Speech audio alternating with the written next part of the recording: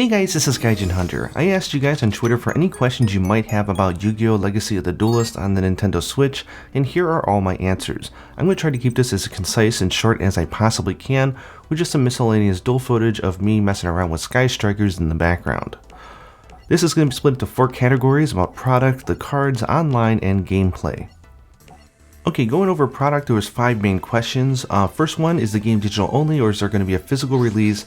And in Japan, it's only digital, and I assume it's going to be that way for the rest of the world. So if you're holding out for a physical release, it probably isn't coming. And that's just more reason why I made that video, letting you know that if you don't mind jumping through the hoops, you can get the game right now digitally through the Japanese store, and it is in English or, French, Italian, German, and Spanish. If you are going to take that plunge and get it off the Japanese store, yes, you can play it with your overseas account.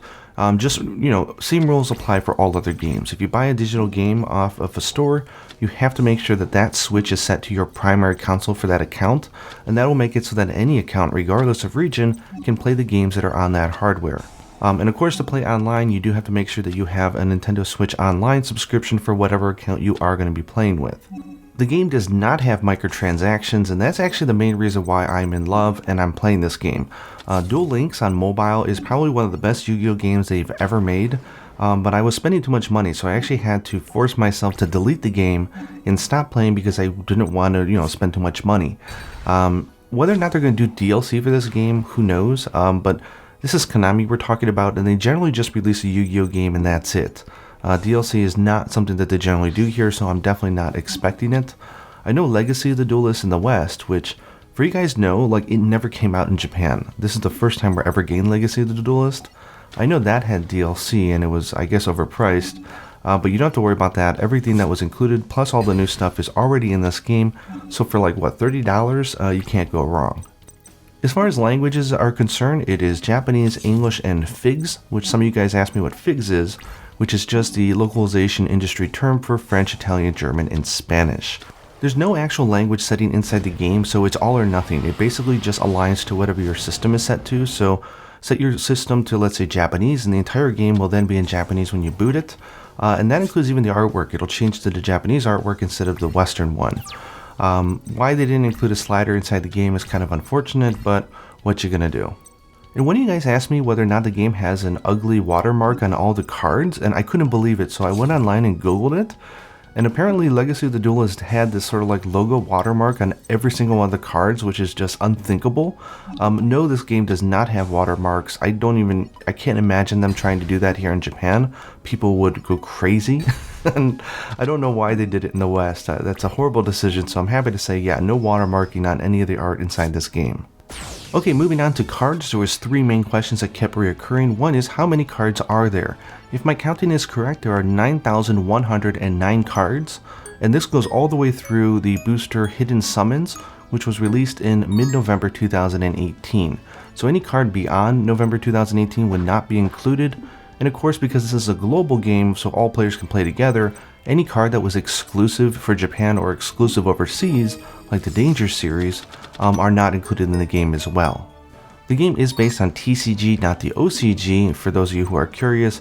I know that caused a stink here in Japan because the marketing text was written in a way that was really misleading, but because this is a global game and everyone's playing together, it will be based off of the trading card game, which is the overseas version, and is a little bit different than the OCG here in Japan.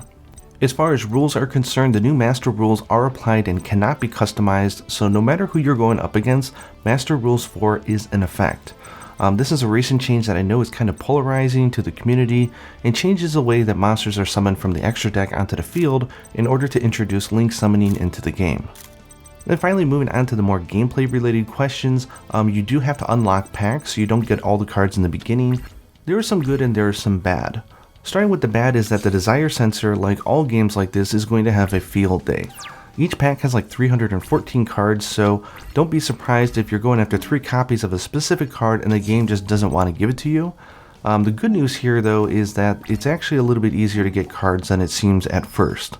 One, you get points anytime that you win a duel. Let's say if you go into the story campaign and you duel somebody and you win, you get points, and you generally get enough to open 3 packs of cards.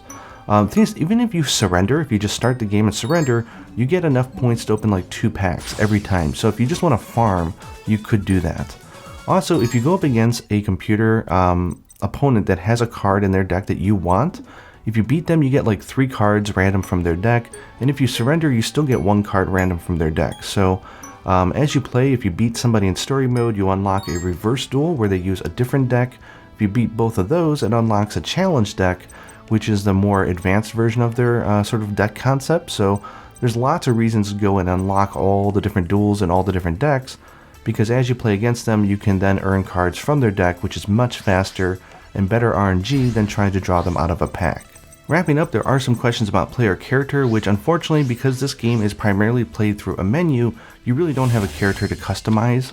You do unlock icons for each of the duelists that you beat, which you can then use that icon and associate it with one of your decks. But beyond that, there's really no RPG elements here. And is the game beginner friendly? Well, Yu-Gi-Oh! Is a pretty complex game, so I'd say all the games, in a certain degree, are going to require some research offline, from the game, or going onto YouTube and watching some videos, but they do have tutorials in the game, which is nice. And the way they split it up by each generation is cool, because you can start out playing all the legacy duelists from the original Yu-Gi-Oh! And understand those core concepts, move on to GX, and then gradually it gets more complicated. For me, even now, pendulum summoning is kind of like bleh. But it's okay, by going through each of the generations, it's definitely helped me with being able to catch up, because it's been so many years since I played seriously. Anyways, I hope that answers your questions about Yu-Gi-Oh! On Switch. If there's any questions you have that I didn't answer, let me know down in the comments below, and me, or hopefully some other user can spot it and can answer your question. Hope you guys enjoyed the video, and until next time, happy dueling.